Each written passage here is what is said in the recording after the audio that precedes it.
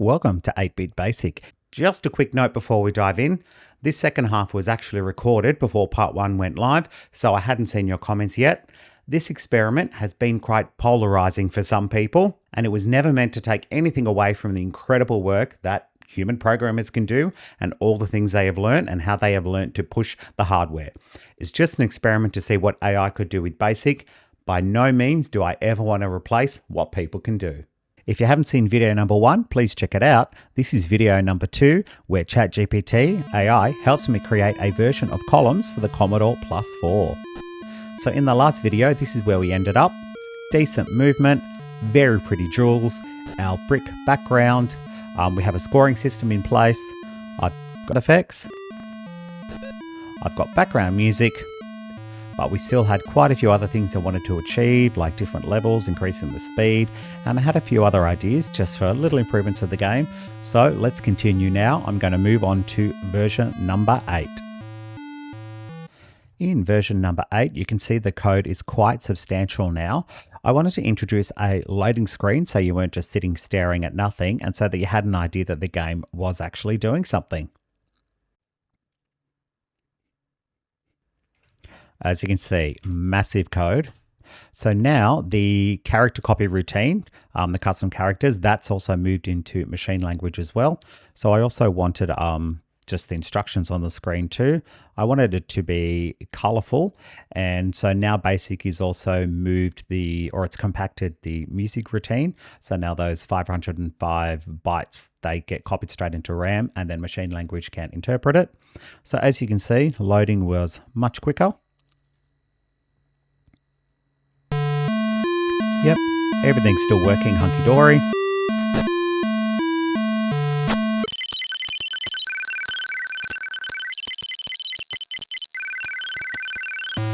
So I just wanted to play for a bit because I don't think that I showed you all of the background music in the last video. So here is some now of the other variations or other ways that I built on the theme. So this is the fast note one, lots of energy, lots of urgency.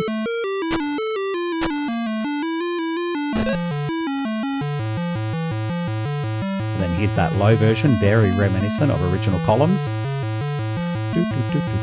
Lots of driving, lots of energy, lots of urgency. Still going, almost like a mad violinist traipsing all of their strings.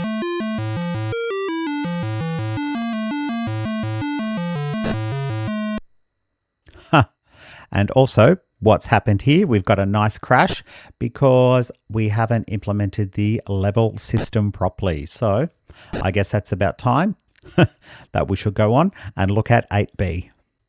Here is the updated logo screen. So it's still loading all the custom characters. So eventually the custom characters will pop into memory and then we should get a much nicer looking logo at the top of the screen. There we go. I like the outline, but it was still a little bit dull and I wanted it to have more vibrant color. But you can also see we had some issues. Here were some other versions, much better color, but then the multicolor text down the bottom became very difficult to read.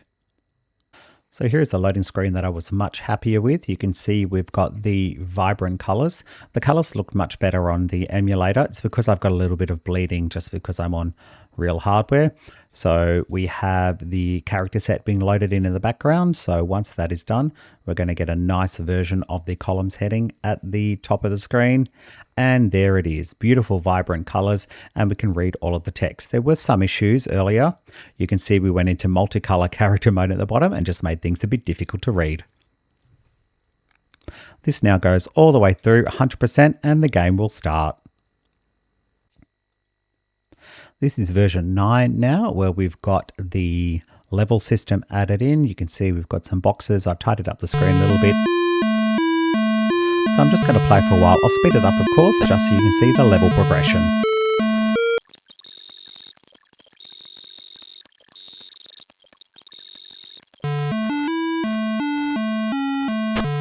Okay, this should be our next level. There we go. quite unceremonious. It's just slightly faster. Hopefully I'll stay alive and keep going and show you some more levels.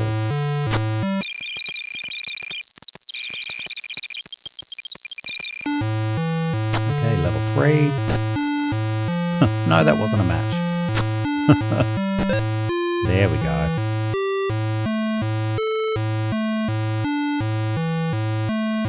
Yep, so a little bit faster again. Don't know how much longer I'm going to survive, so in this version we have levels 1 to 10.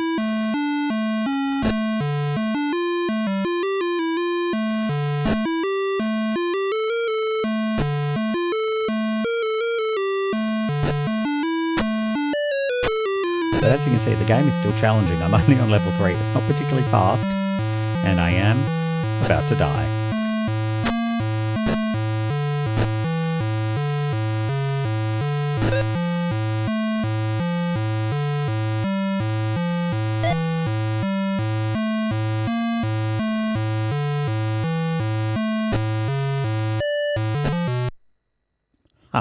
There we go. This is version 10, where I've introduced a logo, and the logo is made up of over 100 custom characters because we're not in a graphics mode where we can draw individual pixels. So here it is, and of course it is the lovely original columns from the Mega Drive / Genesis version. No copyright infringement intended. But we actually had quite a few memory crashes because there was so much extra data now in the machine language that was loading it. If the wrong amount of bytes are loaded into memory, or if the TED is accidentally pointing to the wrong part of memory, have a look. We got that happened quite a few times. So as soon as it was loaded, and of course I couldn't see what the error was because all the characters were corrupt. So I was getting really quite happy with the game now. Nice movement, great logo, background music humming along, bricks, different colors, but there was still just kind of a few more tweaks that I wanted to add into it. As you can hear, because I just did a stop to break out of the game, the vector interrupt is still running the music happily along, so I'm going to do this little routine to end to the music so we can continue. There we go. All right, so version 11, we are almost there, so let's get into it.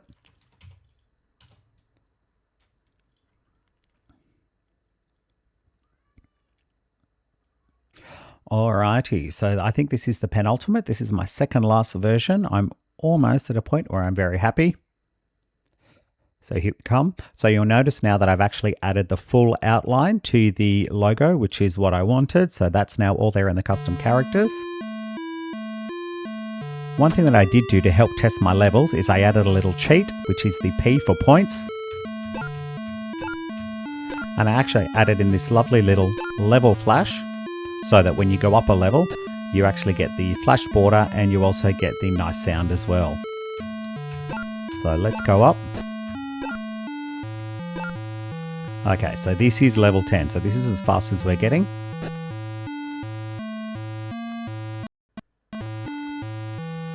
Much closer to sort of the original speeds. Obviously, a lot of my stuff is still running in basic. So happy with the movement. Happy with the sound, screen, colors.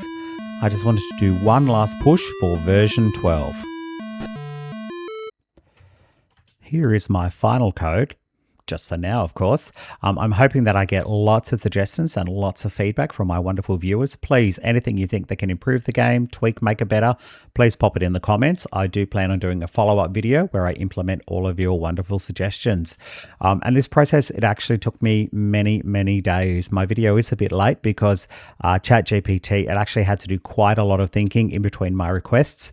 It was pretty good. So quite often when I made a request and asked it to fix something, it didn't necessarily break something else. But as you can see, we have so many data statements. So there was lots of areas of memory that needed to be reserved. And if we started overlapping into areas that BASIC was using, we would get all sorts of crashes and all sorts of garbled screens. But overall, it was a very fun process. I'm very happy with the final version. So let's jump into version number 12. So here I added in that little ticker at the bottom. So then you at least know that the game is always loading. So happy with the colors. It's ticking away. And then each different percentage of the loading is a different thing that's being loaded into the memory. So a lot of the game is still running in BASIC. So the keyboard input and control timing, creating each new column of jewels and choosing its colors, the normal downward falling, the scoring, clearing, dropping, updating the score and level jewels and next, drawing the custom characters and the logo, game over, play again, choosing the new brick color for each game, sound effects. That's all happening in BASIC, but we do have a lot of stuff that has moved into machine language. So now we have the character and set up at the start, the brick wall rendering, the left-right movement. I ended up moving into machine language because I wanted that to be really snappy. The match detection, obviously, because that was taking forever. The music routine, the IRQ level music playback, and the level up border flash. So that's where our code has all ended up. So it is still quite a lot running in BASIC, but obviously to get the speed, the arcade action, I had to rely on some machine language. And there's a few other little tweaks or life improvements, shall we say, that I'm about to show you in this final version. Obviously now you can see the arrows on the screen in the keyboard.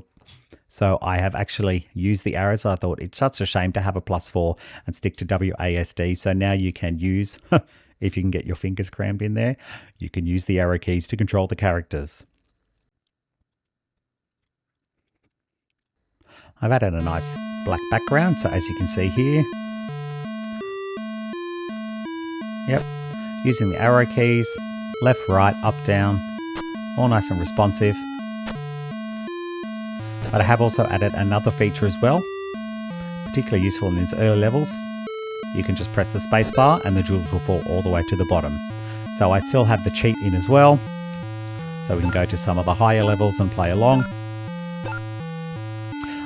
Another thing that I've noticed, just wait for that to finish, yep, is that sometimes the keyboard buffer would be full. So even though, because a lot of stuff is still running in BASIC, you would be like a gem would fall, it'd match, and then the next gem would start automatically moving. So all of that is gone now. So as soon as your gem falls, you've let go, the keyboard buffer is erased. It's really snappily now doing left and then right. So as soon as I let go, it stops now. It used to sort of move sometimes extra positions. So overall, I'm very happy. It's very playable. Like my background music. I've got a few ideas for other things, little improvements that I could do, little tweaks, additions. So can you please let me know in the comments what you would like to see.